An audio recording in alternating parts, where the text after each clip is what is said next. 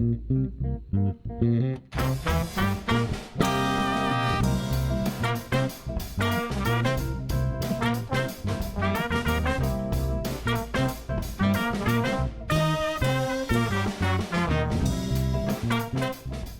I'm Ted Haftagaber, founder and producer of Live Talks Los Angeles.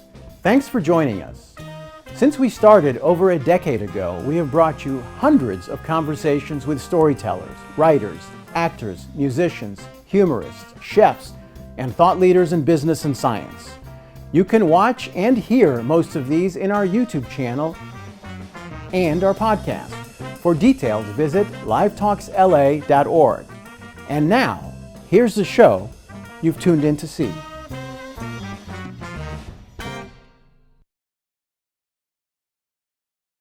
We welcome Norman Lear back to Live Talks Los Angeles, and interviewing him, we welcome Jim Colucci. They will discuss Norman Lear's book, All in the Family, the show that changed television. Producer, philanthropist, and activist Norman Lear has the distinction of being among the first 7 television pioneers inducted into the Television Hall of Fame. He won his first 2 Emmy Awards in 1971 for All in the Family's premiere season, and his most recent one in 2020 for Live in Front of a Studio Audience, All in the Family and Good Times. Jim Colucci is a Los Angeles-based entertainment writer. He collaborated with Norman Lear on this book. His previous books include Will and Grace, Fabulously Uncensored, The Q Guide to the Golden Girls, and the New York Times bestseller, Golden Girls Forever. Norman, as we were getting ready to start this interview, I wondered whether you had any rituals that you used to do before you would do a taping of some of your shows, like All in the Family. You did warm-up for your own shows. I did a lot of the warm-ups, most of the warm-ups through the years. And I don't know, I found it very exciting to be looking at a couple of hundred people who had never met one another, who were sitting adjacent to each other, there for the purpose of having a good time. So they walked into the building bringing an anticipation with them that was ready to break, you know. And I'm convinced that a lot of the laughter we were gifted with came as much from the audience's desire to laugh as our being amusing. Well, what's so interesting, too, about that time period, when you're starting up All in the Family, for example, and you're taping in late 1970 to air in 1971, the multi-camera sitcoms had been out of style for a while. Mm-hmm. The audience thing started with I Love Lucy, and then in the 60s, a lot of comedies were just single camera. So were audiences so thrilled to be able to attend? I think, well, there had to be a degree of excitement, knowing it was live, it was going out to the nation at that moment, that made everything a little edgier, a little more exciting. Sure. More exciting. Well, I want to go into your background about how you were able to do all that warm-up. When you started out in TV, where did you start, and did you learn any lessons from some of the variety and other shows that you worked on that ended up influencing All in the Family? I was a kid of the Depression, and I had one uncle who used to flick me a quarter. Maybe I saw him 19 times. He flicked me a quarter every time over a number of years. And that was my ambition, to be an uncle who could flick a quarter. He was a press agent, so I wished to be a press agent. And I flew in World War II, and when I knew I was about to be released, I sent out a letter from Foggia, Italy, where I flew out of, announcing that Norman Lear was going to be released from the service, and he was available there. It was a splashy letter, full with the excitement I was feeling. And I got an offer for a job and 2 interviews. And I saw all 3 and took one of the interviews. Well, and I want to say, by the way, I don't want to gloss over, I was in the service. You flew dangerous missions in the service in World War II. Well, they were so all, thank you for your service. They were all dangerous yes. missions. But when you first got your jobs in TV, what I'm going to get at is that All in the Family, we love it because it changed TV, and it proved that TV could change hearts and minds. And I don't know if early TV, when you got into it, was thinking of itself that way. Did you ever think on the early shows that you got to do, hey, we could change people's minds about racism? I wasn't thinking so. But I swear I never thought that way. There were a great many family shows. And the biggest problem they dealt with was mom dented the fender, and how do the kids help her keep dad from finding out before it's fixed? Yeah. Or the roast is ruined and the boss is coming to dinner. But I grew up somehow paying a lot of attention to my folks and the difficulties they were having that were, a part of our lives growing up, my sister and I. And the neighbors across the street and down the street. And I was simply dealing with the problems I knew that existed, and the attitudes and interpersonal relationships that I saw around me growing up. It didn't seem all that special to me at all. It was reflecting life as I had lived it to that moment, and as everybody else I knew lived it to that moment. But what's so interesting is that TV wasn't thinking like you were. They were doing the, oh no, the pot roast is ruined and the boss is coming to dinner. Yeah. They weren't talking about discrimination in housing against African Americans or Archie's views toward homosexuality. You really, with All in the Family, and I want to get to how you started All in the Family, but you really used TV as an implement to change. When did you first realize that TV could be that? I resist the expression you use TV. Okay. I had a job developing a show. It was a show about a family. I wished to make it as real as I could, as funny as I could, of course, but as real underneath and throughout that fun. So as a writer, you're lucky that you came from a dysfunctional family. I think to some degree we all come from dysfunctional families. Everybody doesn't get every minute of that interaction. Life is complicated and difficult. It's hard to be a human being. Yes. Well, and I know that some of the dysfunction of Till Death Do Us Part, the British show that All in the Family is based on, that seems to be what attracted you. Tell me about how you found Till Death Do Us Part and decided to adapt it. There was a British agent, Beryl Virtue was her name, and somehow she got a copy to me of, what was the British edition? Till Death Do Us Part. Till Death Do Us Part. And I loved it, and there was my dad, and it was easy for me to mirror him and a combination of a couple of aunts that I had, a little bit of my mother, in Edith. And I was the meathead because I had all those fights with my dad. And I had a sister, and so in a sense, she there was a lot of her in Gloria. Right. So when I think about it now, as I talk about it, I had a lot. Life presented me with a lot to work with. That's it's amazing that when things happen the way they're supposed to, and it's also amazing when a show speaks to you. Now, this Till Death Do Us Part was a British show about British characters, and here you are, a Jewish kid from Connecticut, and it speaks to your background as well. So there's something universal about. Oh well, there's everything universal in human behavior. Yeah. Nothing much changes. The foolishness of the human condition lives. And so you got the rights, I believe, till Death Do Us Part, and we're going to make an American version. Yes.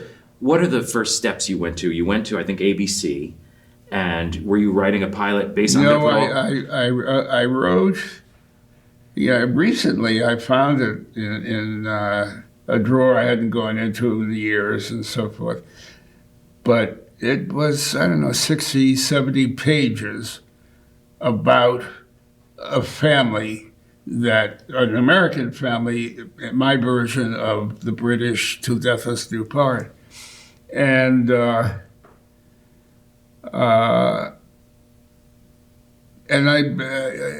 trying to remember, there was a little story I'm forgetting now about how I got to Archie Bunker.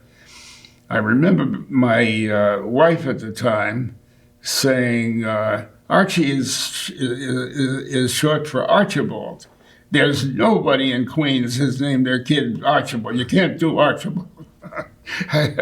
We had this huge argument about that, but I wanted to hear Archie. I don't know why, that's just what it was. So Archie Bunker, and Bunker in the first, I made it 3 times. Right. And I'm not sure at the moment whether it was Bunker the first time. It was Justice the first time. Oh, Archie Justice, yes. Yeah. And the show was called Justice for All. There was a floor mat at the front door, that said Justice. That's a little on the nose, don't you think? Justice for all and whatever. I mean, I must have come to that realization before I met you. Yeah, you didn't need me for that. I know that you mentioned that Beryl Virtue was involved in you discovering Till Death Do Us Part, but I know that also your partner at the time, Bud Yorkin. Yes, no, I had forgotten that. Bud Yorkin and I were partners at the time All in the Family happened to us. Largely to me because he was in Great Britain at that time, but he is the one who sent me a copy of Justice for All. And of Till Death Do Us Part. Till Death Do Us Part.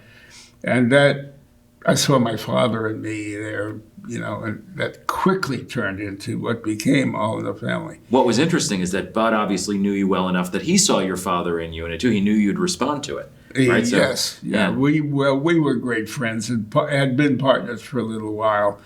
He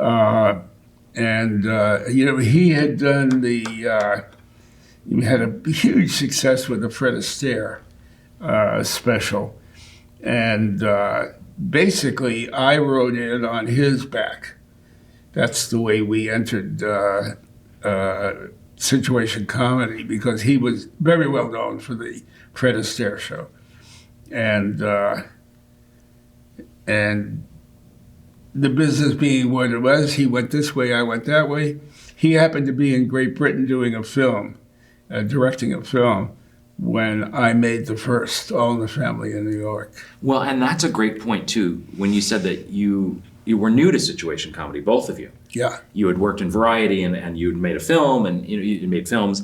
So what's also interesting is to come out of the gate with All in the Family. There are many sitcom writers who spend their lives creating shows that are good, but they're not All in the Family. I mean, how did you prepare to step into this new medium of sitcom? It wasn't a brand new medium for me in that I had Ed Simmons and I were partners. He was a wonderful guy and a great writer.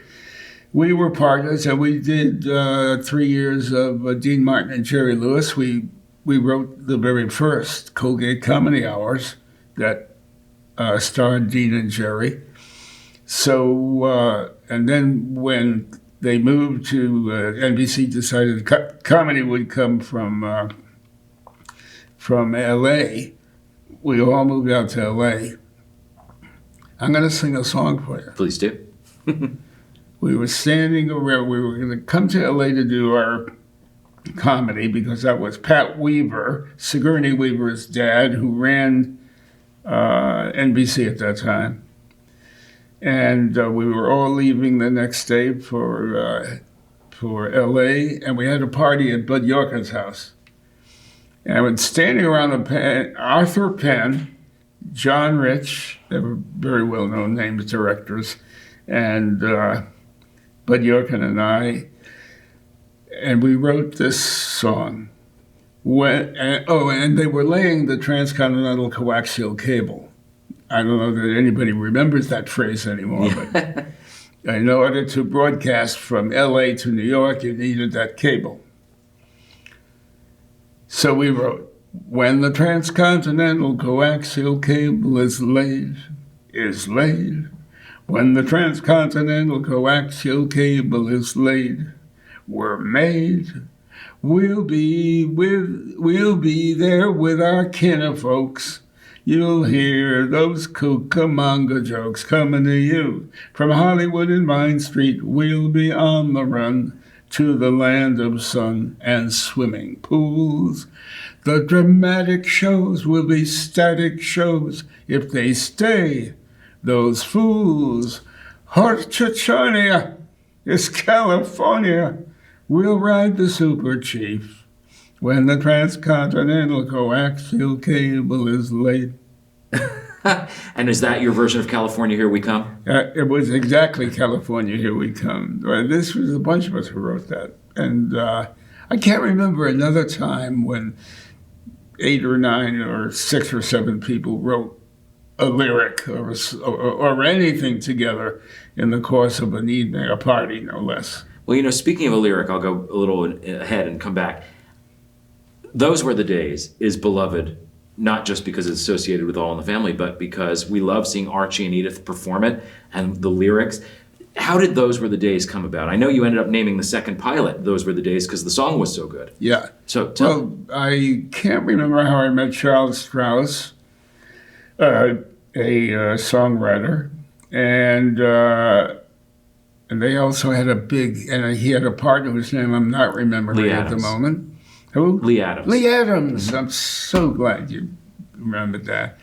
Charles Strauss and Lee Adams. And I told him what we were doing. And those were the days, sentimentally, that's where Archie was, living in another time that didn't exist either. Yeah, and idealized. The way he understood it and lived it. But I loved those two at the piano singing that song. Oh, what a perfect open. How did you decide to have the actors perform that theme rather than just have some studio singers do it? I don't remember, but I knew from my interview with Jean Stapleton before she had the part that she played the piano a bit. So it might have been knowing that I suggested that. I don't know. And then again, it could have been Carroll O'Connor's idea, or Ed Simmons' idea too. Well, one of the things that people have told me, everybody for this book told me, and you told me, is how collaborative the show was. That if Carroll had an idea or if Jean had an idea, you all were always crafting the show together. Is that unusual? From what I've heard through the years from other performers and players and writers, it was a bit unusual, yeah. As I mentioned earlier, I've always been a listener. I listened to my family, whether they were on target or foolish or whatever. I learned an awful lot listening to my family.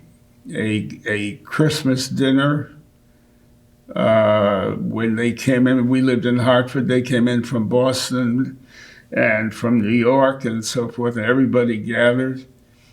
And there would be an argument about something as ridiculous as, why did Gert miss Phil's wedding 21 years ago? But they would carry on about it. And so much of everything I've been a part of came from listening. Yeah, it sounds like the writer in you was always taking notes. Yeah. So when you wrote the pilot for All in the Family, and I know that from watching the 3 pilots, the 2 ABC versions that didn't go and then the CBS one that did, They're very. Did you see all those? Oh yeah, they're on the box set, so it's fun to watch and compare them. Oh, great. I know that the script is very similar for each time, and it must have been very personal to you because so many of the lines in there, you had told me, came straight out of Herman Lear's mouth. Right. So that must have been very cathartic to write that pilot. It was, but when something is cathartic and you're living it, you don't know it. Yeah. It's years later that you say, "Oh, that was cathartic."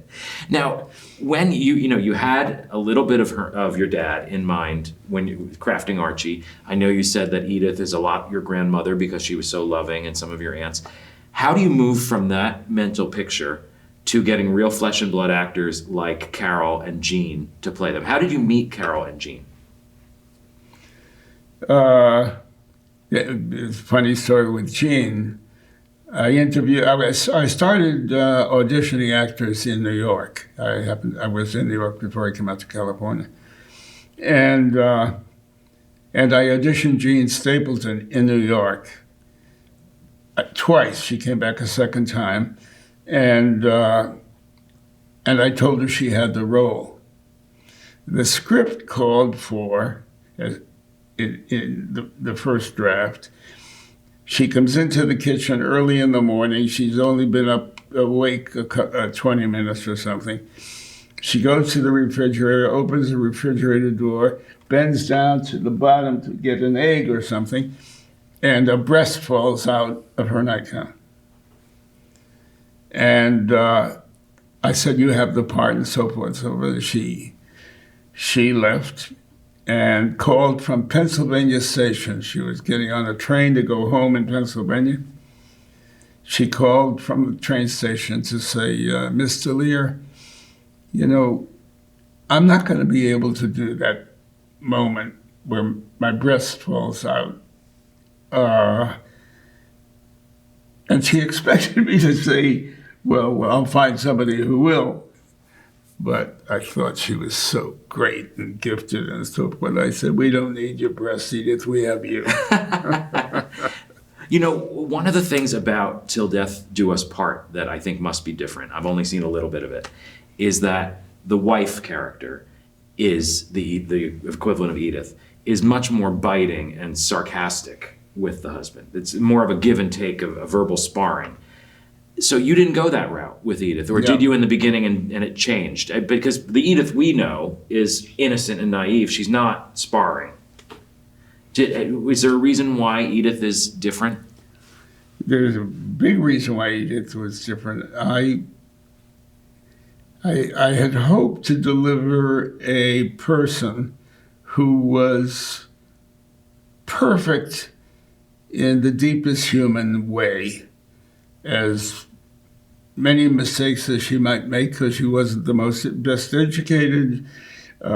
She doesn't see everything as clearly as George Will might. But she was as good can be.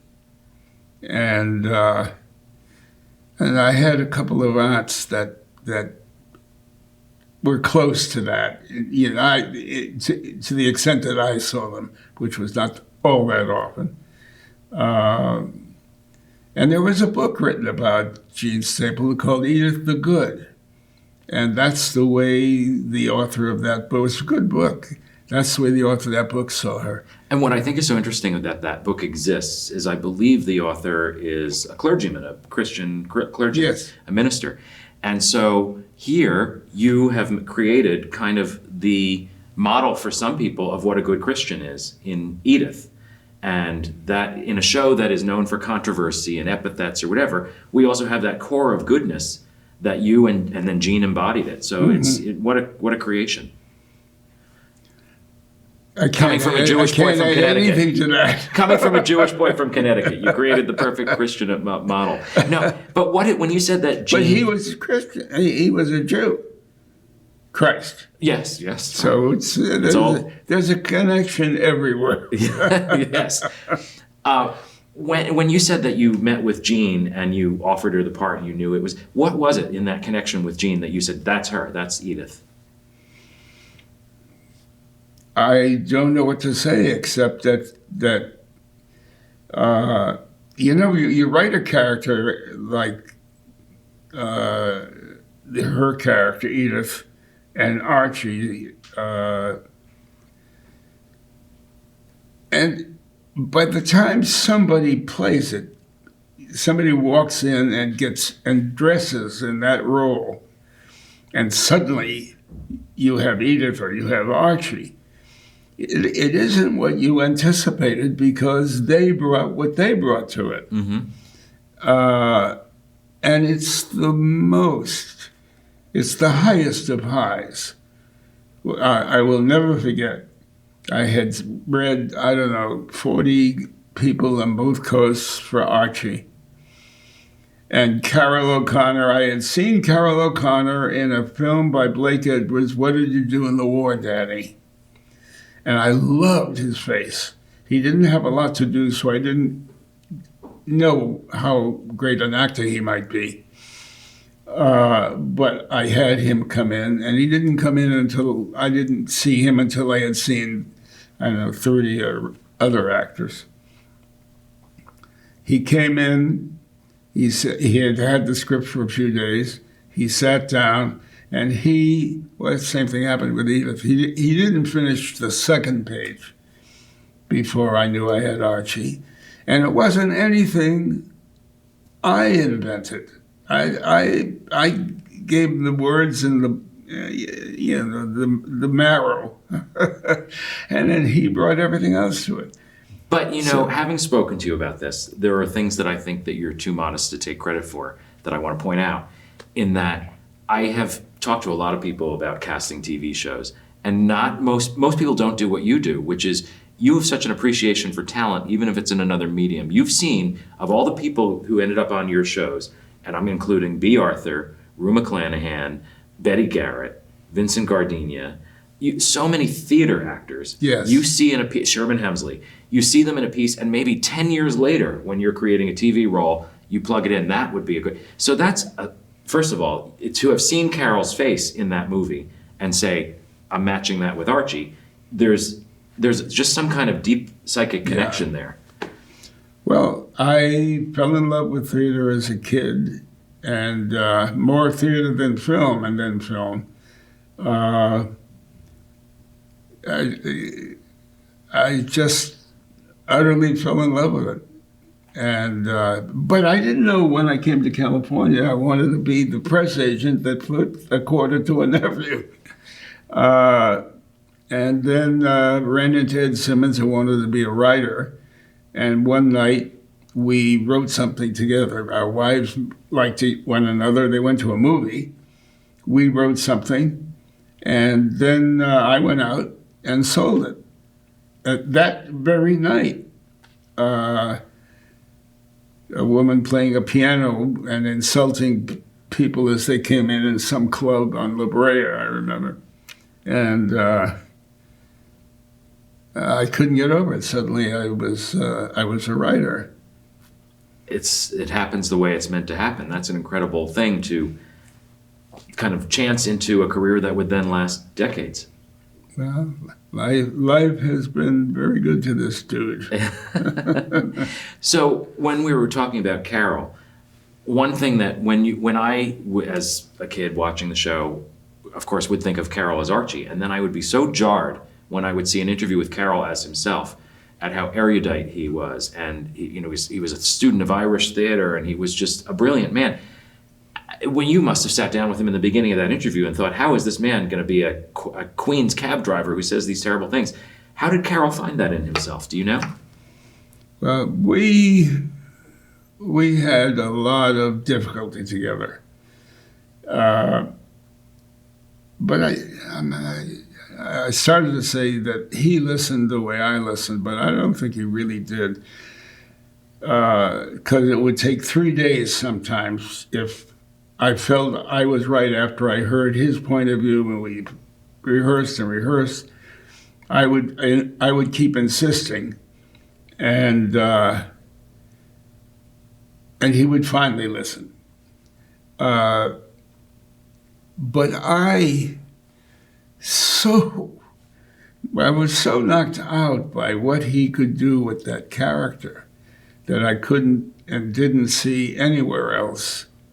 Love conquers all. And I loved his Archie Bunker. I'm reminded of, he passed, and I visited Nancy, his wife, with a lot of other people the evening after this happened and so forth.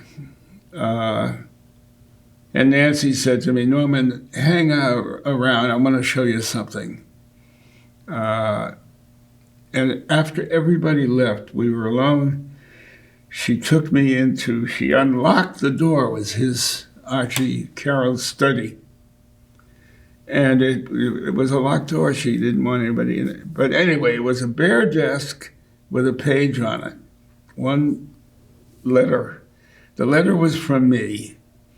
And it was a love letter to Carroll O'Connor saying, despite all the grief we were going through, the arguments we were having and everything else, how much I blessed his Archie Bunker, or our Archie Bunker, but in his persona and his talent and so forth. And that letter was on the desk. Clearly it took a lot of people to create Archie, and you and he being two of the most prominent to do it, but I know it must have been a collaboration. Oh, his of course. input and It's your all input. a collaboration. Yeah. And other writers Sure. collaborated. I mean, it was, I'm a lucky guy. In the episode, The Elevator Story, I know Carroll had concerns about how it would be filmed and how it would be an actorly challenge to have everything framed on his face. The setup being that he was in an office building, trapped in an elevator, with a secretary played by Eileen Brennan, a black man played by Roscoe Lee Brown, and a Hispanic couple, Puerto Rican couple, played by Hector Elizondo, and the wife was pregnant. And so it's what an assemblage of talent that is when you think of all those actors' names. And it's a challenge mostly for Carroll, right, to show that on his face. What was that scene like working with Hector and working with Roscoe? Well, I don't think anybody ever worked with more gifted actors than that group in that little elevator that scared the hell out of Carroll when he first read the script. My God, we're not moving, we're not standing, we're just standing there. And a baby is going to be born. And all I could think of was when that baby is born and cries, the camera is on Carroll's face.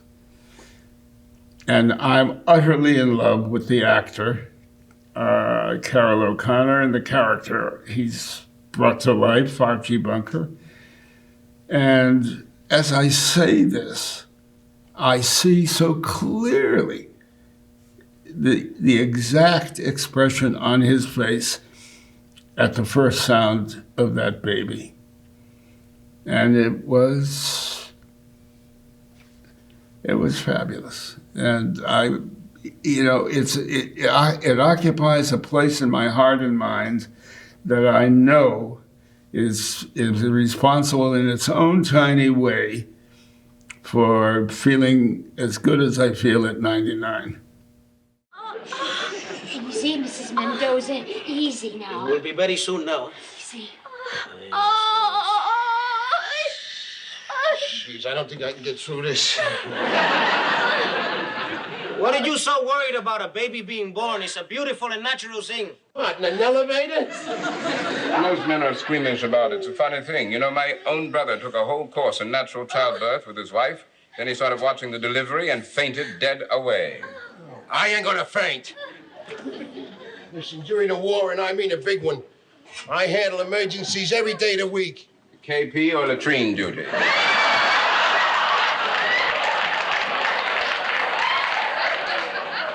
When I was in the Army Air Corps, them were the only two places we ever used to see you guys.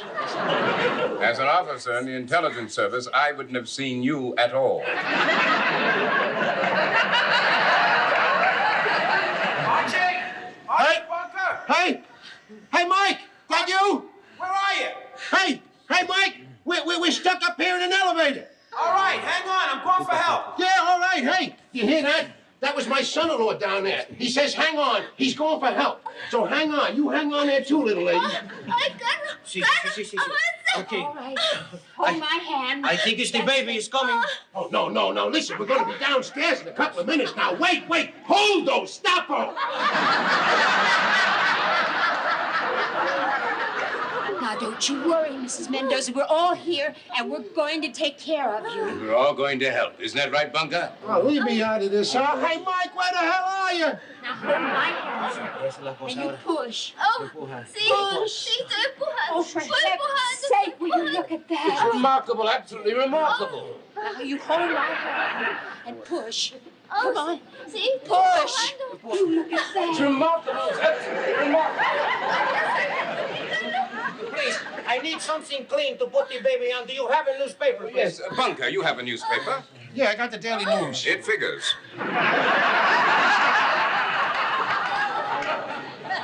Mr. Mendoza, you're marvelous. Look how he does that, just like a doctor. Extraordinary. It's quite extraordinary. Mr. Bunker, come and look. You mustn't miss this. I seen it in the movies.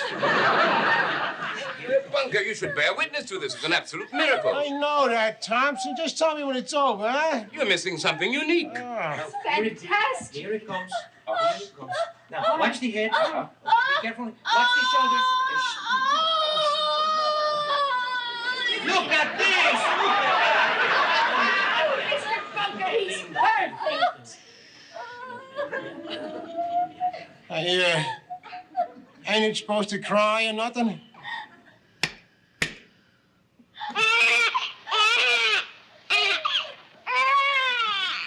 That sounds kosher.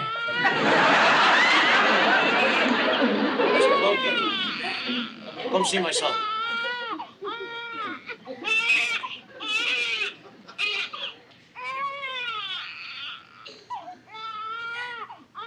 You got a little boy, you know.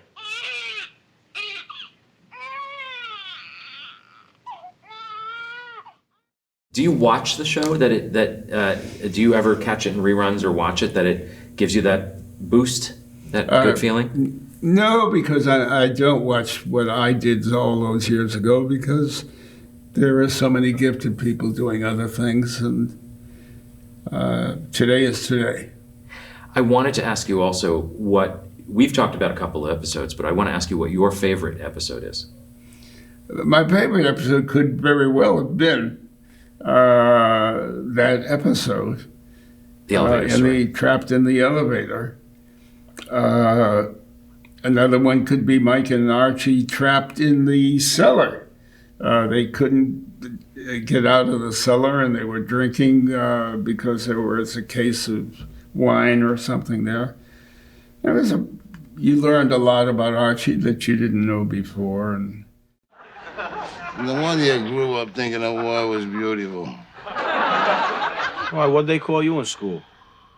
Different things. For what? What the hell? Well, tell me, why'd they call you in school? Tell me what they called you. Well, I remember when we went to during the Depression there, when we didn't have no money, of course, the old man lost his job, he was all busted. And I wore out one shoe. So I couldn't go to school with only one shoe, see. But my mother, she found a boot, so I had a shoe on one foot there and a boot on the other. A shoe and a boot, shoe, boot. So the kids call me Shoe Booty.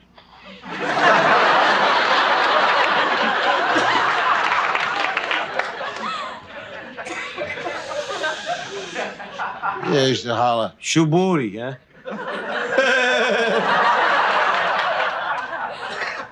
Yeah, I used to holler. Snooty fruity, here comes Shoe Booty. And they kept calling me that till they find out my name was Archie Ball, and they thought that was funny. And then I wish they'd go back to Shoe Booty. Kids all made funny, huh? Yeah, they all made fun. Well, all except one little black kid by the name of Winston. A black kid liked you? No, the black kid beat the hell out of me. Why? I don't know, not much. Well, he must have had a reason. Well, he said that I said he was a nigger. Well, did you? Sure. Well, then that was the reason. What the hell reason was that? That's what all them people was calling them days. I mean, everybody we knew called them people niggas. That's all my old man ever called them there. What the hell was I supposed to call them? I didn't know that. I was going to call them a wop. I couldn't call them wops because wop was what we call a dagos. Did you ever think that possibly your father just might be wrong? Wrong, my old man? Don't be stupid, my old man. Let me tell you about him. He was never wrong about nothing. Yes, he was, Arch. Aye. My old man used to call people the same things as your old man. But I always knew he was wrong. So was your old man. No, he wasn't. Yes, he was. Your wasn't. father was wrong. Stop! Your father was wrong! Don't tell me my father was wrong. Let me tell you something.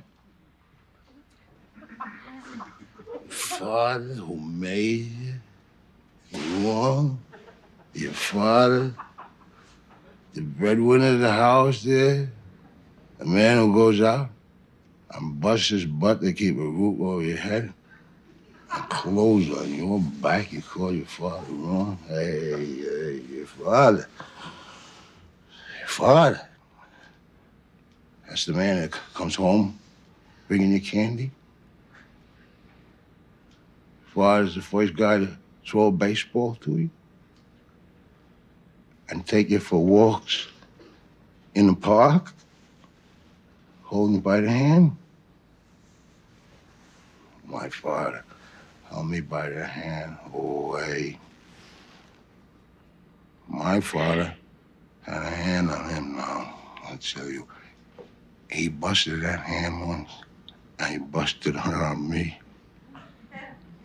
To teach me to do good. My father, he shoved me in a closet for 7 hours, teach me to do good. 'Cause he loved me. He loved me. Don't be looking at me.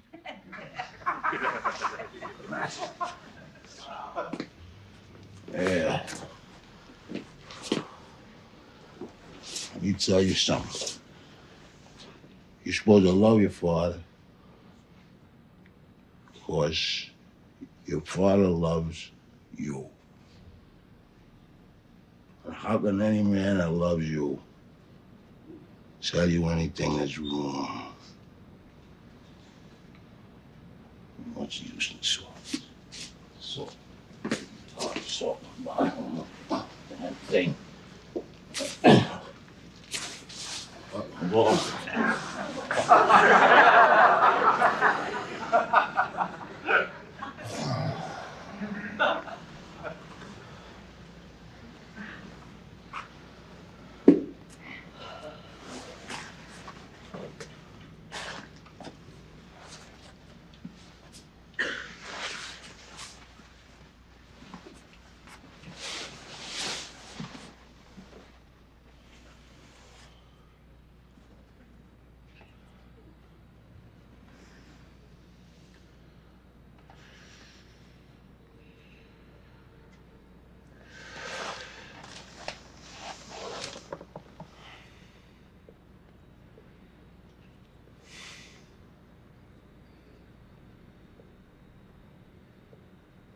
Good night, Shabuti.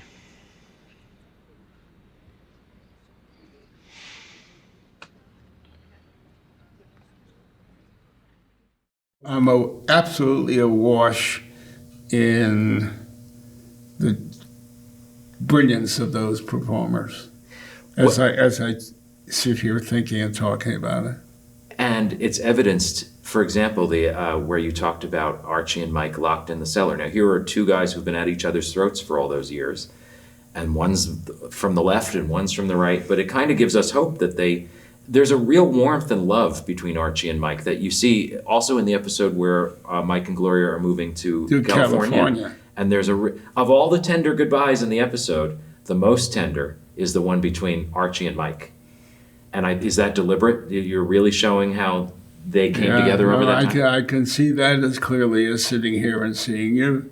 Also, that embrace, Archie's face over over Mike's shoulder, on that embrace, as the kids are going off to California.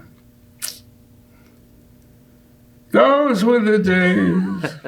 Michael, the cab driver's honking. Okay, honey. You want to take Joey? Joey. Goodbye. Say goodbye to Grandma. Yes, quick, say goodbye to Grandma. So long, Joe. So long, Joe. Goodbye. So long, Joe. Grandma loves you.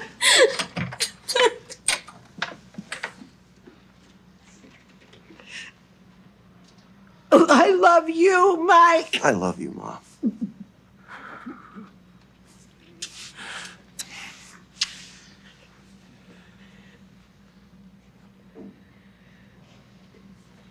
Hey, the taxi meter's running on there, you know.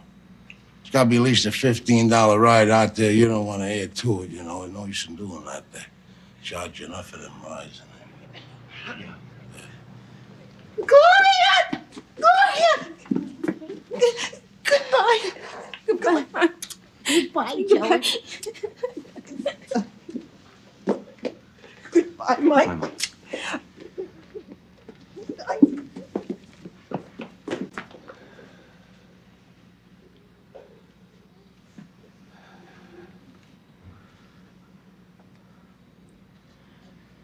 Arch? Hey, listen, have a good trip there, huh? Have a good trip. Oh, yeah. Yeah.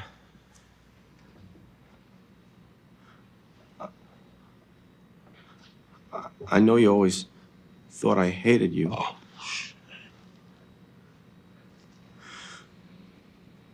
But I love you.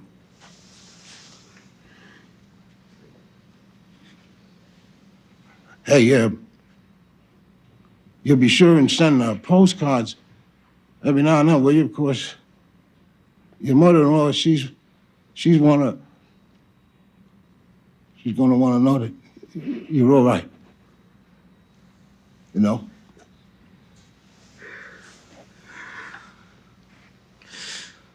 Well, it's a good sky. Take off and have a good trip. Yeah. Bye, Arch.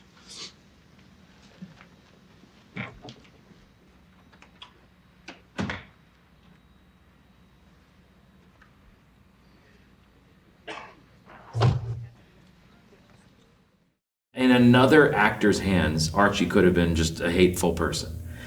You saw something in Carroll, right? Is it a charisma? Because the world fell in love with this bigot. So Carroll brought what?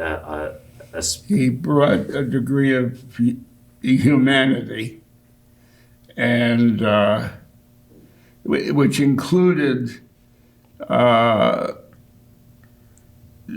certainty that he didn't know everything, but occasionally thought he didn't. And somehow I understood that we all grew up with the taste, with somebody in our lives that had a little bit of Archie in him. And the rest is Carroll O'Connor. I mean, he was just a glorious performer. Well, when we, the audience, fell in love with Archie, was there a part of you that said, no, you're supposed to not like the bigot? Like, were you worried that America would fall in love with a bigot? Are you kidding? I adored my father, and I adored Archie and his humanity. You know, I don't remember when we might have dealt with. I think we did. I know we dealt with when Archie and Michael were locked in a cellar. They couldn't get out of the cellar, and they drank too much. And Archie gave us a little bit of understanding about his, youth and his parents and so forth. And there were other times we have little hints of what he went through growing up to be Archie Bunker. And you understood more and more, I think, over the years, how he got to be who he was. And what I think is masterful about the way that was done is you doled out those little clues about Archie over 9 seasons. And that episode with Mike in the cellar was very late in the run. So we were still peeling the onion, as they say, with Archie that late into the run. That's a deep character to have that reserve that you can draw on. Right. Well, these onions are hard to peel, and they peel for a long time. My next birthday, I'll be 100. And I'm still peeling my own onion. Good. And chances are my wife, my kids, people I work with and so forth are helping me peel it and are kind enough not to tell me. Another thing about the family, of course, is that it was such a acting powerhouse with Gene and Carroll. And then you had Rob. Well, that's what I'm Reiner, getting to. like, Yeah. Then you had to find kids who could stand up at their young age to these actors who had theater credits and were really had the gravitas. How did you find Rob and Sally? And I know that in the first 2 pilots you had different Mikes and Glorias. Well, I knew Rob because his dad and I were friends and had been friends for some while. And then I auditioned to him like all the others. And he was just wonderful. He was I started to say he was exactly what I was looking for. But the truth of auditioning and casting is you are looking for something. But the performer that gets the role 99% of the time has more or other than you were looking for. Mm-hmm. And it's what they're bringing to it that you could not have imagined.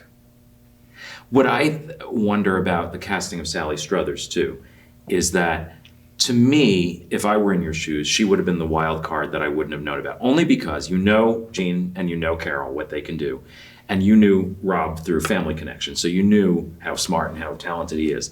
Sally would be the newcomer, the fresh face to you. And she was up against Rob's girlfriend, Penny Marshall, to get the role. So, I mean, there's, what an interesting choice that could have gone either way. When did you realize what a treasure you had with Sally? Well, I knew she was the sufficient treasure to get the role. I mean, obviously, I had to love what she brought to it from the get-go. But some shows in when what she brought to the get-go was tested. When, there were stories that called for her to, go beyond what she knew she could do. And she lived up to it. Well, one that I'm thinking of that I know you and I talked about was the episode where, very early in season 1, where Gloria has a miscarriage. Yes. And there's a beautiful scene with her and Carroll at the end. And it's not a long, belabored scene. It's really just a meeting of the minds, father and daughter grieving over the grandchild that isn't to be. And I'm watching it, and I know you said this too. I'm watching it and saying, look at that, she's holding her own with Carroll.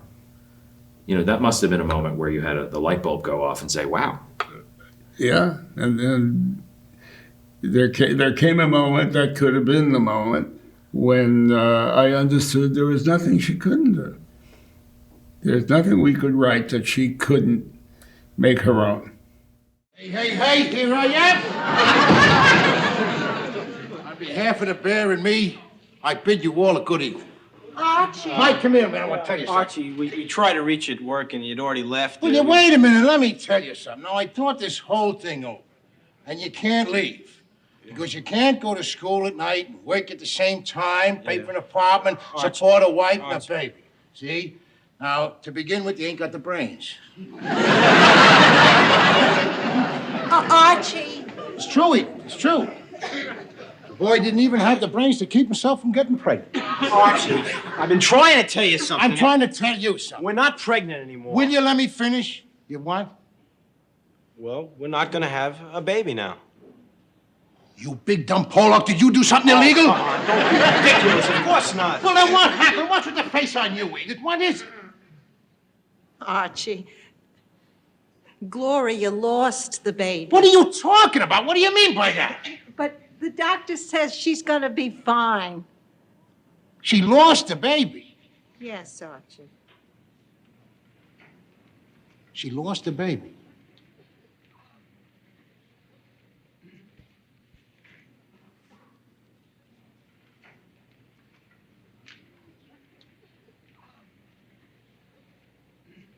Archie. Come in. Hi, Daddy. Hi, sweetheart. How you feeling? Hey, you look pretty good there. I didn't do a very good job, did I? Who said that? Some dopey Oh, doctor. no, Daddy, stop. Oh, gee whiz.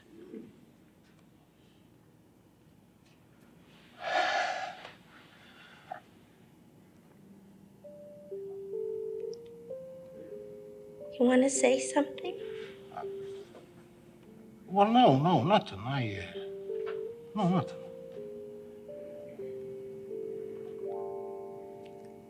You love me.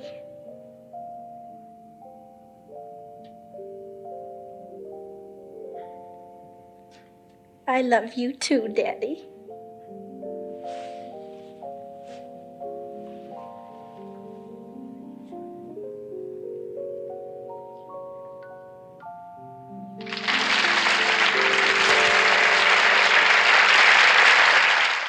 All in the Family being one of very few shows to have all of its principal casts win an Emmy for acting. It would be All in the Family, Golden Girls, Will and Grace, and I believe now Schitt's Creek. So that's a club of only 4. So you found an ensemble. I never realized that. An ensemble of 4 powerhouses, which, what I think is so interesting about the writing is that it seemed to me that you could take any permutation of the 4 and make them an A plot, and the other 2 would be in the B plot, and it would work. Mm-hmm. Were there combinations that thrilled you, seeing the 2 of them or more of them in a story together? Did you love father-daughter stories or Gloria-Mike stories? I liked them in every direction. That was what was so the gift of the gods. The chemistry between Archie and Edith and Gloria and Mike with Edith and Mike with Archie was, from the very beginning, magical. Coming from their bosoms and their... I marvel at it to this day when I think about how often the show that I had been working perhaps months from the initial idea to the night it was performed for an audience, still full of surprises. All the time put into it, and then the actor in the moment. I didn't expect Sammy Davis Jr. to kiss Archie. One of fans' absolute favorite moments in the show. And he did it. And it blew our minds. So that wasn't in the script? On a Friday night rehearsal, after they'd had the script for 4 days, that, the other writers are looking at a rehearsal, dry rehearsal, we call it, without cameras. And there's the kiss. And it's, it was a fabulous moment. And then the 300 people sitting in looking at 4 cameras photographing this, and this moment arrives. And now you have the joy and the excitement of those people, strangers to the moment, looking at that kiss and roaring. Oh, I know what you mean, Archie, but you see, it's not me. See, they put a kissing clause in my contract. Huh? Well, you see, it's those white celebrities. Well, This year we're in, so they all want to jump on the bandwagon.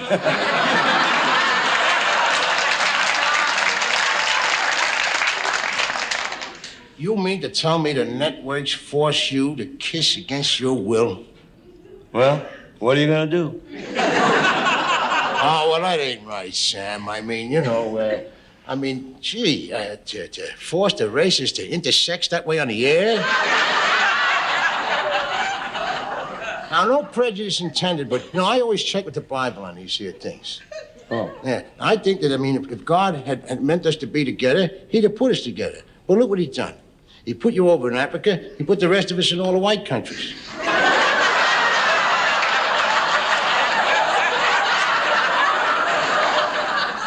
Well, you must have told him where we were, because somebody came and got it.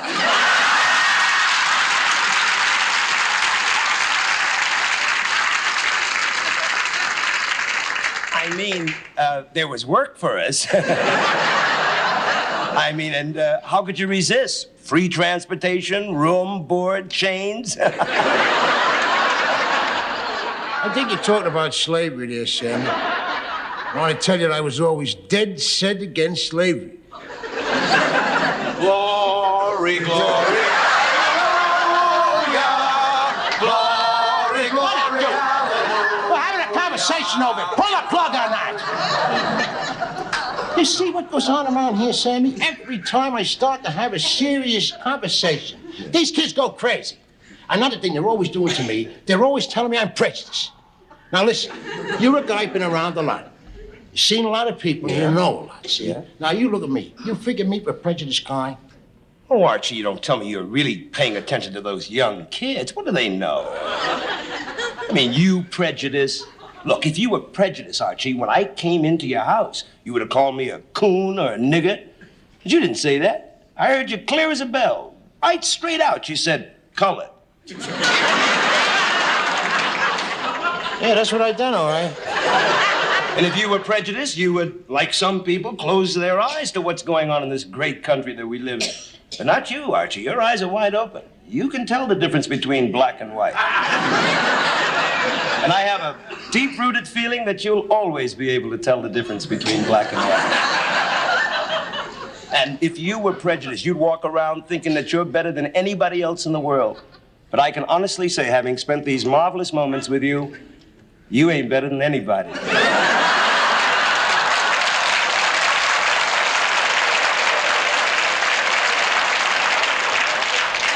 Can I have your hand on that, Sam? And I hope you all heard that over there. That comes straight from Sammy Davis Jr., Mr. Wonderful himself. And that should prove to you once and for all that I ain't prejudiced. His truth goes marching on. You see that? You can't learn him nothing. There's Munson with the briefcase now there, Sammy. I'll let him right in.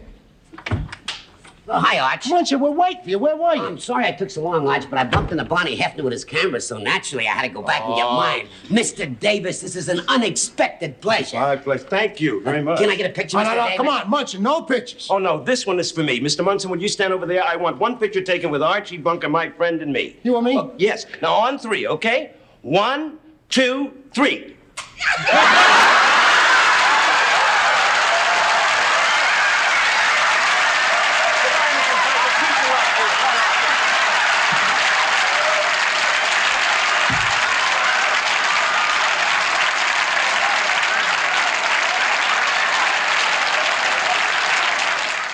Do you think any other moments on the show hit that audience reaction? Because there are a couple times where the audience goes nuts. Oh, yeah. When there was one show, I forget the name of the actor. Duke was his last name. Oh, David Dukes. David Duke. Yes. And he's going to rape her. And she gets away from him a moment because there's something in the kitchen that's sounds like there could be a fire there or smells like her. So she gets away from him and runs in the kitchen. Anyway, she winds up kicking him where no guy wants to be kicked and getting away from him. I can remember hearing on the sound of the episode how crazy that audience went. Yeah. When she got away from him. Yeah. they must have gone crazy. Because what a tense, that was a two-parter. It was Edith's 50th birthday. Yes. And Yes. what a tense buildup that was. She almost got rescued by Archie a couple of times, and he threatened he would hurt Archie if she told. And Look at this, the chain on the door. Don't be waving at me. Get the chain off of the door. Come on. Archie, why ain't you babysitting with Joey? Joey's gonna be okay for 2 minutes. I gotta get something over here. Archie! It's this punch bowl, Edith, see? I bring it over there because they ain't got nothing over there to make the... No, I mean, the meathead killed the fish, see? And you remember the bowl we gave him there for the anniversary? Well, I don't want to make a long story out of it either, but so let me just get over there. Don't cry. It's only a fish, a little goldfish. They only cost $0.10 each, yeah? Keep doors closed, Edith. Archie! Okay. Okay. That was really good. You did that really well. Really good. Now, wait a minute. What? Couldn't we do this without kissing? Yeah, okay. But you're gonna change your mind. Oh, there's something burning in the kitchen. What is it? It's in the kitchen.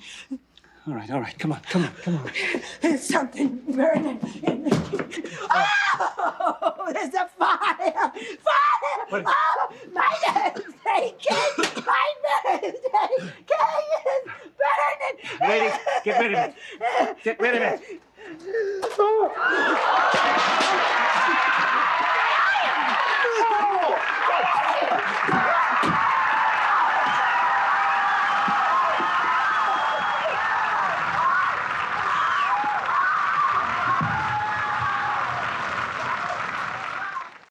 You know, I find this conversation couldn't be more touching. You know the show so well, and you are so invested in it, and that touches me to my toes. well, thank you. And it's something that I was going to... And it reminds me, I don't know if the camera has seen your book. Our book. Your book. Anyway, it's a glory, and all these years later, to suddenly have All in the Family. Well, I was going to say this at the end, but you say I'm invested in the show. I am 52. This show is 50. So it was my childhood, and I hope you know how formative this show is to anybody anywhere near my age, older, younger. I grew up, I didn't know what racism was necessarily in the white suburb I lived in until I saw it on this show. I didn't see a positive portrayal of homosexuality, and I am a gay man, until I saw it on this show. So, I'm out of here. So I think, I hope you know how important this is to us, not just because it was funny, and it was funny, but because of what it meant and what it said. You remember the show when Archie finds out that this football player, he was a great fan of this guy in a tavern. He learns that this guy, anyways. No, the guy is gay. Yeah. He's a major football player and everything else, and he's gay. And Archie learns that as they're struggling. As they're arm wrestling. Arm wrestling. Well, you read my mind, because I was actually going to bring up that episode next. It's called Judging Books by Covers. It's the 5th episode of the whole show. And what blows my mind about that, and I appreciate it now more that I've gone back and tracked the timing of it, but I think I, on some level, always knew this. This was 1971. No one talked about gay anything in media. And your show, a fledgling show, could have gotten canceled because you were so new. You had the balls to tackle that subject matter in episode 5. If you remember, the whole story is that Mike's friend Roger is coming over, and Archie always calls him Roger the Fairy and makes fun of him, makes all the gay jokes about him. Because he carried an umbrella. Yes, because of the way he carried his umbrella. And the actor who plays him, Tony Geary, really plays it up so that, you think it's possible Roger's gay. And then, of course, the comeuppance for Archie is that after making fun of Mike's friend, we never find out if Mike's friend is gay or not. It's Archie's friend, the manly man who's doing the arm wrestling, who turns out to be the gay one. So it has such an interesting twist and turn to it. But what I want to know about that is, what about you guys in the writer's room, you and all the writers, made you say, in 1971, we have the right to tackle this and make CBS air it? I mean, you must have had battles. Well, I know at the basis of everything is the question, could this be? This behavior, which we haven't seen on TV or movies or so forth, but could it be in life? And there wasn't anything we could think of that we couldn't think of doing. Except that which, nobody's going to get naked.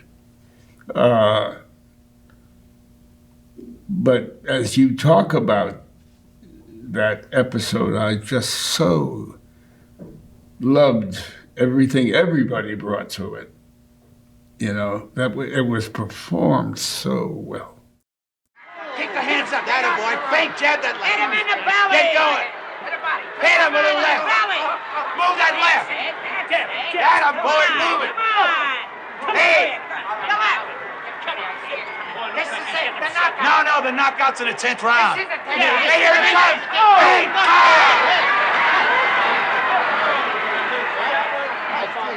I gotta go. Where you going, you guys? I gotta go. The old lady's waiting. Okay, we see you. See ya. Boy, that was some fight there, huh? Great. You know something, Arch? I love those combinations. Oh, hey, take it easy. Hey, the law says them mitts of yours are lethal weapons. Ah, you're nuts, Archie. I was a ball player, not a fighter. Oh, what's the difference? I mean, look at the size of you, boy, the strength. Hey, do me a favor. Let me try you once with the Oh, have another beer. Come on. Forget it. One time. Are you serious? Certainly. All right, go. Ah! Oh, gee. Oh, beautiful. Oh, gee, boy, what an arm. Oh, my. When I think of what that dopey son-in-law of mine said... Mike still bugging you? Oh, well, I tell you, it ain't only him. It's his whole generation. Hey, Kelsey, bring us a couple of beers over here, will you?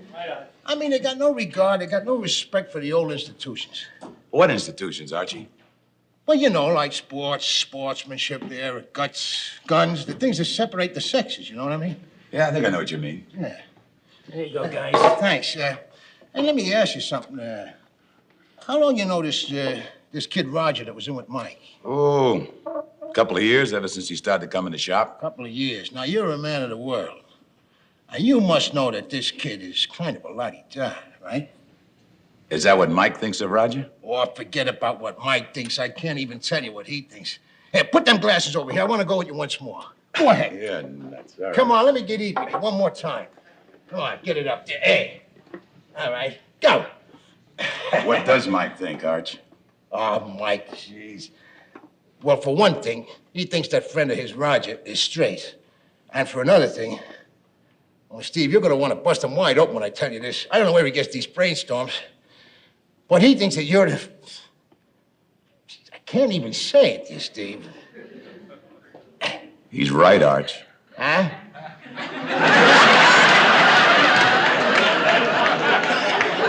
He's right. Oh, what do you mean he's right about his friend Roger there? About everything. Oh, come on. I mean, you want to joke about it, all right, but come on, get off it, huh, guy? Arch?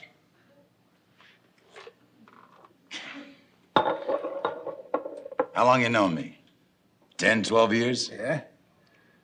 In all that time, did I ever mention a woman? Well, what difference does that make? You're a bachelor. So? I know, but bachelors, they're always acting kind of private.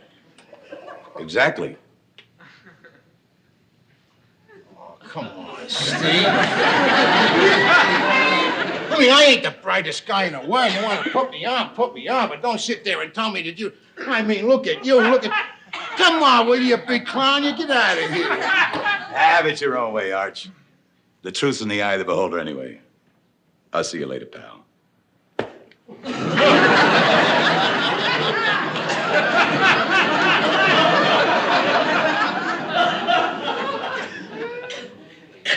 Well, if that's the punch of a fruit...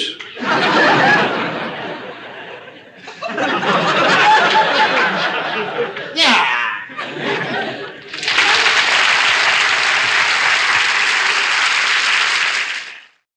if I name some of the other subject areas that were touchy for CBS or for just TV in general at the time, you talked about menopause, you talked about rape and sexual assault, you talked about racism, you talked about male impotence in an episode with Mike. Were there instances where CBS said, nope, no show about that whatsoever, and were you able to overcome that? How was their pushback? There was the fellow who ran program practices, which was the euphemism for basically censor, was a guy by the name of Bill Tankersley. And he was a great guy. And there were things that he had me cut, that I had to cut, that he would have liked to see in there. He didn't feel about it any differently than I. But Norman, this can't happen. There were an awful lot of can't happens that I said can happen. And we pushed and we did it. But we had a great relationship. So he allowed a lot of, there was always the possibility that we could cut it out after, and maybe shoot something else the next week because we were some weeks ahead. But I would love to write about my relationship with Tankersley, because we were put on the stage, the rehearsal stage, to disagree. That's why he was and we found ourselves reaching a place where we agreed.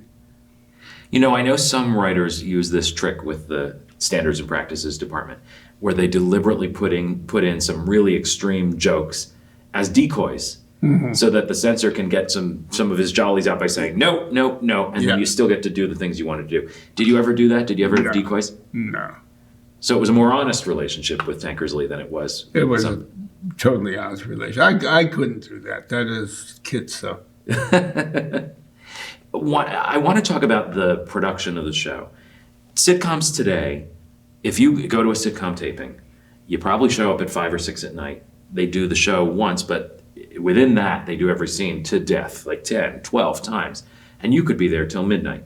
You, in the day that you were doing All in the Family, I know it was more common the way you did it, where you'd do a dress rehearsal show at maybe 5.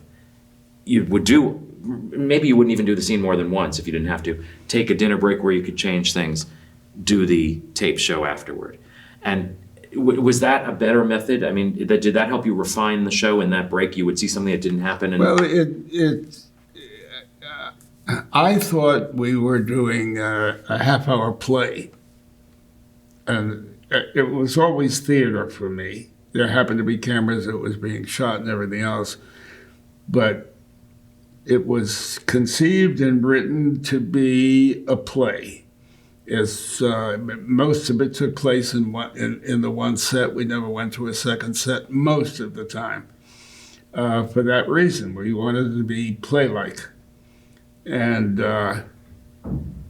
there was just nothing like catching an audience in a moment that you weren't going to let them out of. You were going to play it all the way through, as in a play. I'm not expressing that. No, you are. I mean, it's the. I said I wasn't.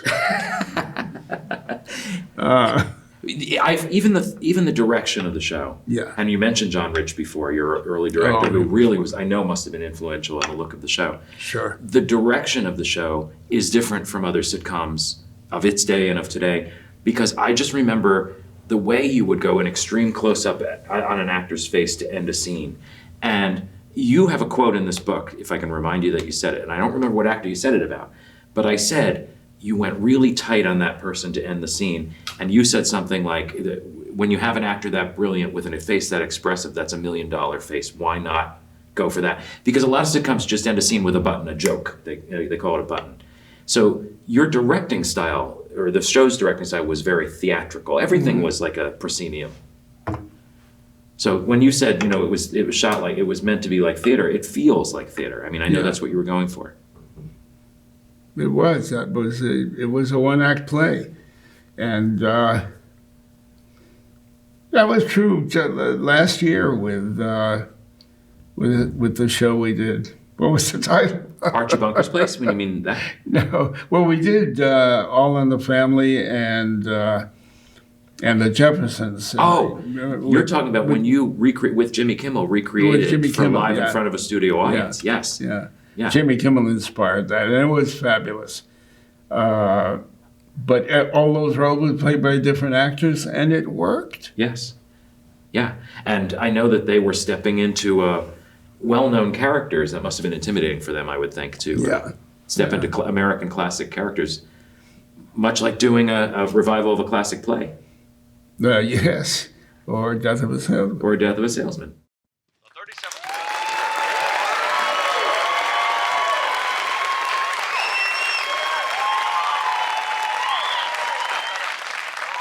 Edith? Oh, good morning, Archie. Listen, never mind good morning. Just do me a favor, huh? The next time you get up at the crack of dawn, don't wake me up to tell me it ain't time for me to get up yet. And you meathead, turn off the garbage on that radio. Okay. I thought you'd be interested in hearing what King Richard is up to today. And shut that hole in the middle of your face, too, huh? Wise guy, trying to insult the president by calling him a king. Why not? Nixon acts like one. Now, I got news for you, little girl. It is better being a president than being a king. Sure. You could probably make more money that way. Get out of here, huh? Richard E. Nixon ain't interested in getting rich. Oh, he's not interested in getting rich. Why not? Because he's got plenty of money. It is easier for a camel to pass through the eye of a needle than for a rich man to enter into heaven.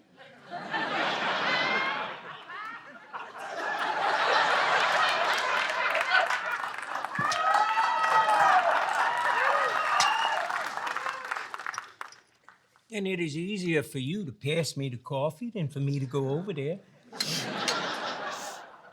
Mom, just because it's in the Bible, do you really believe a rich man can't get into heaven?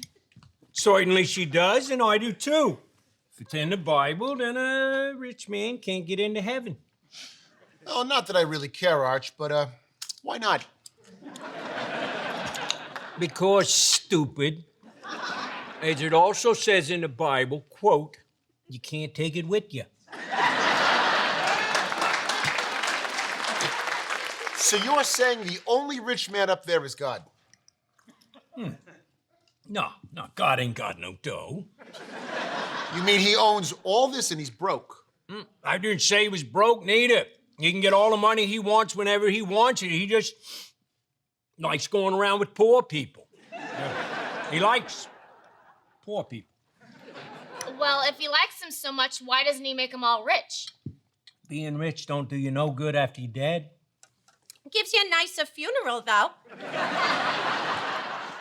What was important to you about the look of All in the Family? Was there a specific... were you familiar with Queens or with what the Bunkers' clothes should look like and their house should look like? I found a house in Queens and trying to remember the name of the art director. Ed Stevenson? Huh? Ed Stevenson? Yes. I love it. You know as much or more about this than I do. And we found a house and he went out and saw it, and that's what we did. It was the innards of a real home in Queens. What I think is so interesting, I remember reading this, I don't know how long ago, it's probably still true today, that of all the counties in America, Queens County, New York, is the one where the most languages are spoken, and there's the most diverse population. And it seems like such an ironic setting for someone like Archie Bunker, who is only comfortable with white Anglo-Saxon Protestants and is afraid of change and afraid of diversity. Was there a reason why Queens? Did that factor into it? The reason why had something to do with not knowing anything about what you just said. Okay. I didn't know that about Queens. I happened on Queens because I was fascinated with neighborhoods on the way out to the airport. And this looked like a place Archie could live. And that's how Queens came about. So really, it was an accident of geography with you going to the airport. Yeah. But you had spent so much time living in New York, so obviously you knew what Queens represented compared to Manhattan, compared to the Bronx. I know that I know that CBS had gone through a big change when the show premiered. One of the things that I always remark about TV is how so many of the shows that we have come to view as classics would have failed had they not had a champion at the network or at the studio. Seinfeld had a champion that kept it on the air until it became popular. And I know everybody loves Raymond to an extent.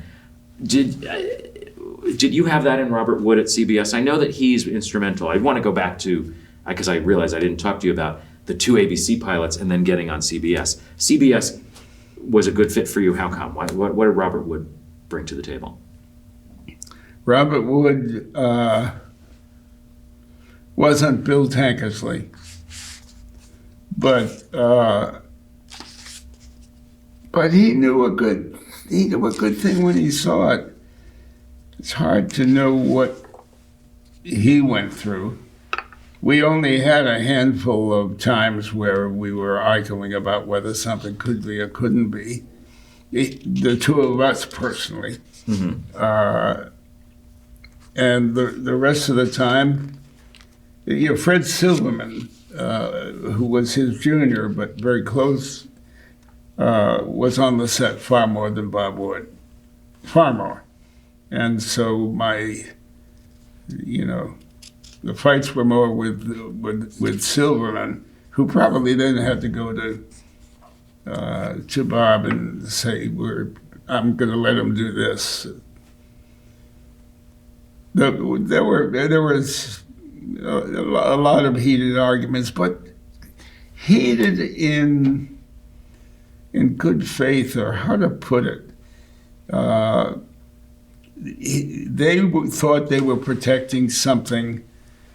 The network from criticism for something they thought was foul or inappropriate or, in the content of the show.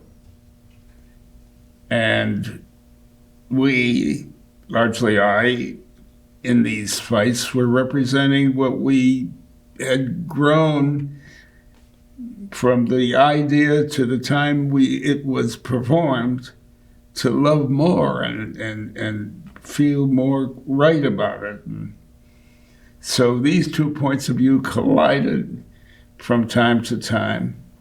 There were nights when on 3 hours earlier in New York, there were nights when I drove home a little more quickly than I should have, to make sure I got to see the show, to learn if they left this in or that in. And you wouldn't know until it aired. In the New York, yeah. And I don't know, Tankersley and I worked it out. But it came down to the wire that many times. A number of times it came down to the wire. I didn't know what had happened in the New York. I remember the story you telling me about it coming down to the wire, about airing the first episode at all as the first episode. Uh-huh. Right? I mean, yeah, that's right. Because in that first episode of the show, we get a little taste of everything from Archie. We get his epithets about different people, and we get his opinions about blacks. So I know that a later episode was probably a little more user-friendly in CBS's eyes, and they wanted that to be the first? Yes, yeah. But why did you stick to your guns that you wanted the first one to be the first one? Because I thought the audience ought to get 360 degrees of Archie. We were either going to make it with the full-blown character, or we weren't. And to the best of our ability, that's what we did. Well, I think there was also a story, though, about how it was another case of you drove home and didn't know if they were going to be airing your first episode or your third episode. That was the first, yeah. So how did you... That's right, yeah. How did you find the strength? Because you were basically playing chicken with them in a way. Like, They could have canceled you. How did you find the strength to know that you would win when you stuck to your guns like that? Well, you know, I had all those years as the heavyweight champion, and all those years at Yale kicking those. The arm wrestling. I like to think I simply believed in what I believed in and fought for it. In the beginning of the show, 1971, one of the things I was going to say about Robert Wood is that his tenure at CBS coincided with canceling all the rural sitcoms that they had. CBS was known for Hee-Haw and Beverly Hillbillies and whatever, and all of a sudden, boy, are they jolting their viewers. They're going from one extreme to the other extreme. What was the TV landscape for? I'm also thinking particularly about another thing to give the show credit for, and some of your subsequent spin-offs credit for, the diversity, the people of color you brought to the screen. What was the TV world like for actors and writers and people of color before All in the Family, and what changed? Oh, I don't know how to answer that. It's such a huge question. It is a big question. There weren't, at the beginning, there were hardly any African American writers. There were no black writers. And I think we had something to do with looking and finding them and helping them achieve reputations. I'm confident we helped a lot. Mike Evans being one example, right? Oh yes, yeah. He played Lionel on All in the Family, and then a writer, and I can't remember his good friend. I can't remember the name, but also a black writer had a lot to do with the success of the show. I'm just kind of bringing up another way that the show was ahead of its time. When as an audience member, if you watch a show from the 70s, when you look at the staff of writers listed at the end, it's usually all the same white guy names all over and over again. With All in the Family, yes, you had a lot of those comic greats those were who they were, but you gave breaks to a lot of, first of all, freelancers, young people in their 20s got breaks on All in the Family. You had writers of color, and I know that you had women were still underrepresented. Somebody told me partly thanks to Jean Stapleton. Did she have a hand in that, in saying, I want you to hire more women writers? She had a hand in that, it wasn't hard to see that we needed some female attitudes and things that we didn't know, we guys, to give her the best shot at what she was doing. And there were women who were terribly funny and could write. So I guess we had something to do with a number of the. Joan Darling comes to mind. She later became a director also, but she was very funny. Well, I can think of Irma Kalish. And Pat Shea and Harriet Weiss. Yeah. So quite Dixie Brown Grossman. Uh-huh. So a bunch of people. God, you do your work. Well, I talked to some of these people as we were writing this. But I love the way you know the history of this medium. Well, thank you. And speaking of doing homework, the thing I was going to point out about women, too, is that when you did episodes that touched on women's issues or some other group's issues, I don't know if this is unusual, you reached outside of your writing staff. Like, for example, there's an episode where Gloria is sexually assaulted, also later the episode where Edith is nearly raped, and you spoke to someone at the Santa Monica Rape Crisis Center to do your research. Is that unusual that a show would reach outside of itself to really get the authenticity? I don't know. But you remind me, the show had something to do with the establishment of the Rape Treatment Center. The Rape Treatment Center, when we called her for her help, remember her name? Gail Barbanel. Yeah, Gail Barbanel. She's wonderful. It wasn't a true center yet. It was just the beginning.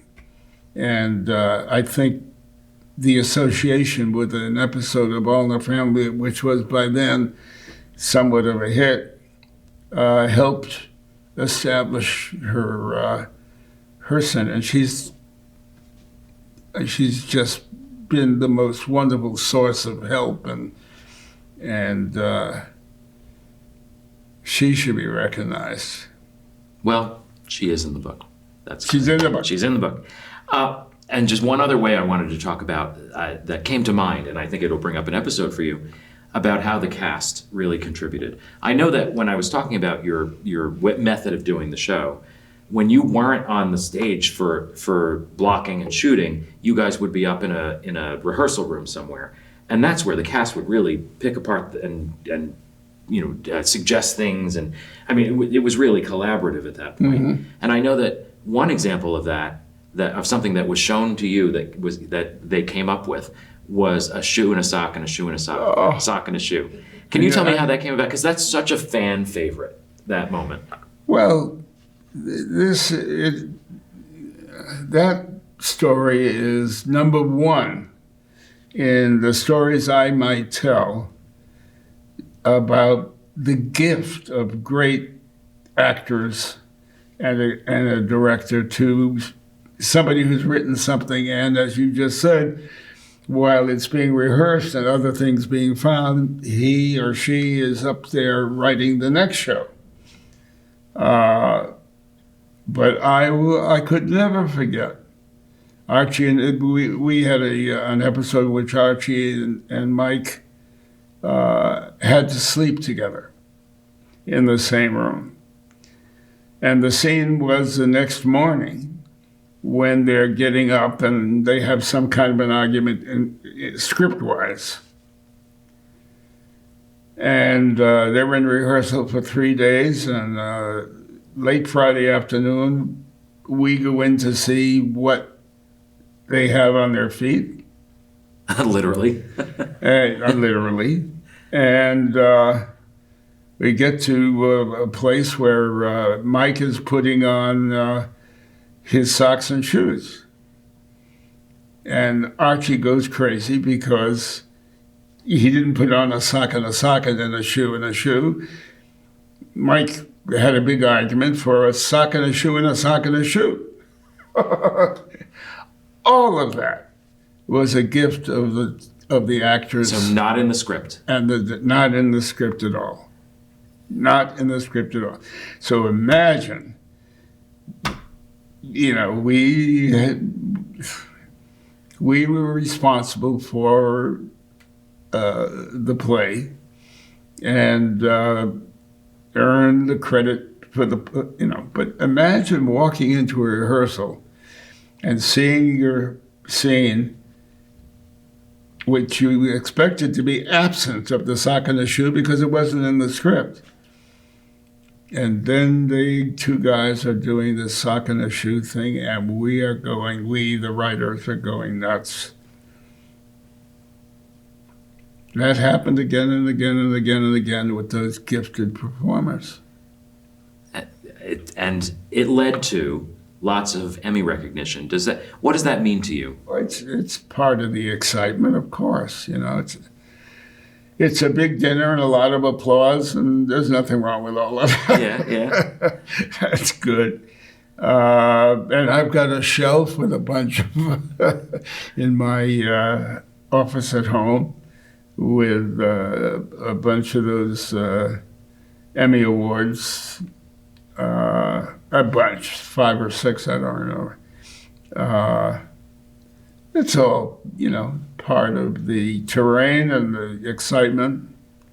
Well, and speaking of the effect of the show, going back to the beginning, say, did anything surprise you about how either fans or critics reacted to the show? I know that some critics at first were worried. They thought you were glorifying a bigot, and maybe they didn't get it at first. Did anything surprise you? Yeah, there was a wonderful writer, a woman, playwright, who wrote a big article criticizing it, and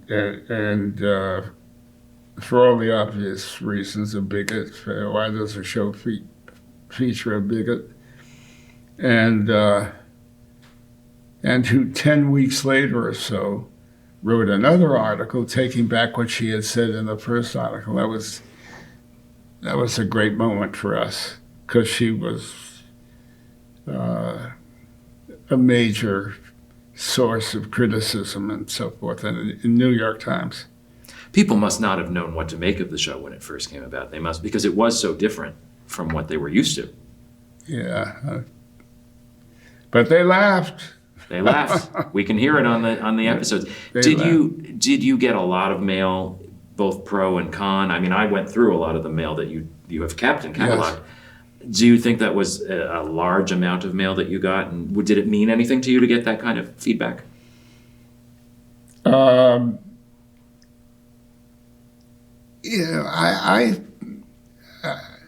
having a good time and being awed by these performers and how they came together and how their chemistry worked and so overcomes everything. All I remember is like I went to the party of a lifetime.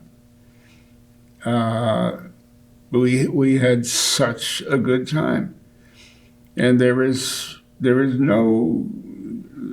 nothing more enriching and meaningful and so forth than hearing 300 strangers to each other and strangers to the room and the show and the content and the actors and laughing at the same moment. And not just on All in the Family, but when an audience laughs, guffaws, they have a tendency of coming out of their seats and going forward like this and coming back. I mean, literally out of their seats a little bit. I don't know of anything I've ever thought more spiritual. To see it in unison, and 300 butts getting out of the seats. Yeah.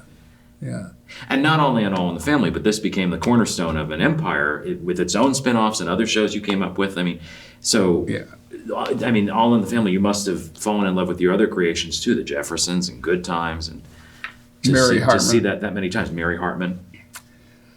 Yeah. It's been a good time. I have absolutely no complaint. Well, I'm glad to hear it. Yeah, and you mentioned Jimmy Kimmel and you working on Live in Front of a Studio Audience. Yes. What's it like? That was nearly 50 years, almost 50 years after the debut of the show. Mm-hmm. And now you're seeing Woody Harrelson and Marissa Tomei embody these creations again. That must have been surreal for you. How did that feel?